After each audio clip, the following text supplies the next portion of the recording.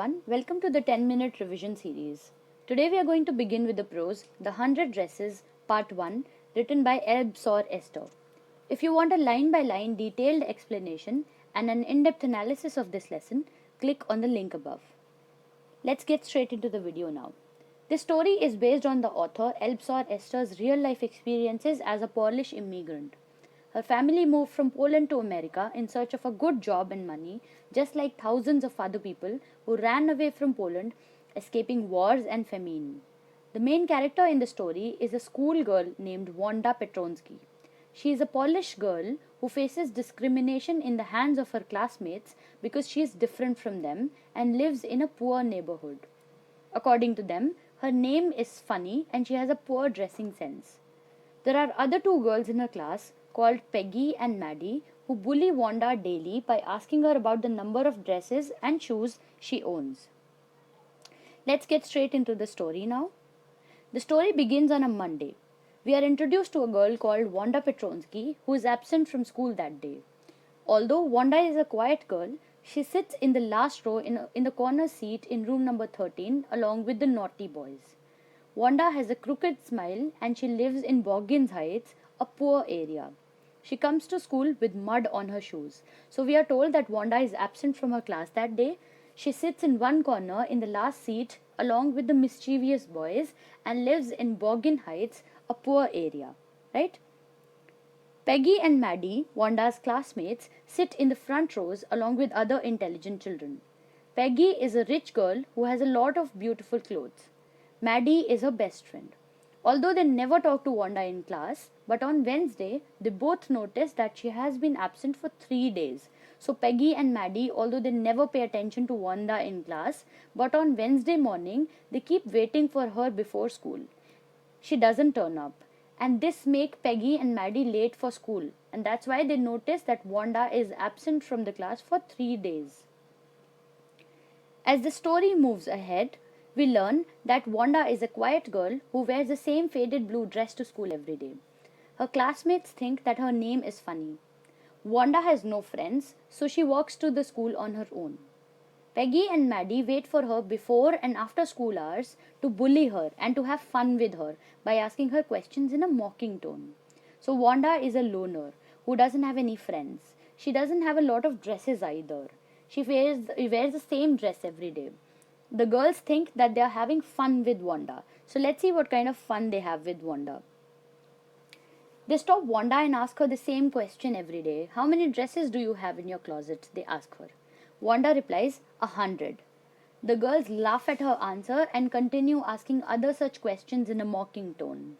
On being asked about her number of shoes that she owns, Wanda tells them that she has 60 pairs, all in different colors, lined up in her closet. So we see how these girls bully Wanda by pretending to be polite and asking her humiliating questions. Wanda always answers them with an expressionless, straight face. They laugh at her and mock her for it. Peggy was not a cruel girl, but she thought that Wanda deserved this treatment because she was a liar. Maddie, her best friend, did not like this game at all. She wanted Peggy to stop teasing Wanda. Not because she cared about Wanda, but she knew that Peggy could target her next. She just wants Peggy to stop teasing Wanda, but she is very afraid to tell her that on her face. So we see that Maddie is aware that she herself is poor, though not as poor as Wanda. She wears Peggy's second-hand clothes and disguised as her own. She's afraid to tell Peggy not to make fun of Wanda because she thinks that she could be her next target. And she shudders. She's horrified by the idea of Peggy targeting her. When she is unable to ask Peggy to stop, Maddie thinks of writing a note to her. But scared, she changes her mind and tears it up. Maddie feels lost in her mathematics class and she keeps thinking about Wanda's dresses and the results of the drawing and painting contest held in their school. She is certain that Peggy is going to win the contest. So we see how Maddie is afraid to ask Peggy to stop bullying Wanda. She tries writing a note to her but is too afraid of becoming her next target. In the end, she tells herself that it can't be wrong to tease Wanda because Peggy is doing it. Anything that Peggy does is right. She is very sure that Peggy will win the drawing contest because according to her, Peggy is the best at everything. The next day it is raining lightly and the girls know the results are going to be announced. As they enter into the classroom, they notice that the room is filled with 100 sketches of beautiful dresses, all in different colors and designs. The kids start to cheer and whistle looking at the beautiful drawings. Miss Mason, the teacher, announces that Jack Beggles had won the motorboat designing competition and Wanda Petronsky is the winner for the drawing competition. She tells them that the judges could not choose any one dress because all of them were exquisite. As the results are announced, the children come to know that Wanda is a winner of the contest. She submitted 100 sketches made on wrapping paper. So the judges could not choose any one of the dresses because each one of them was beautiful. Wanda was still absent from the class as everyone cheered and whistled for her. Peggy and Wanda are also surprised as they look at her drawings.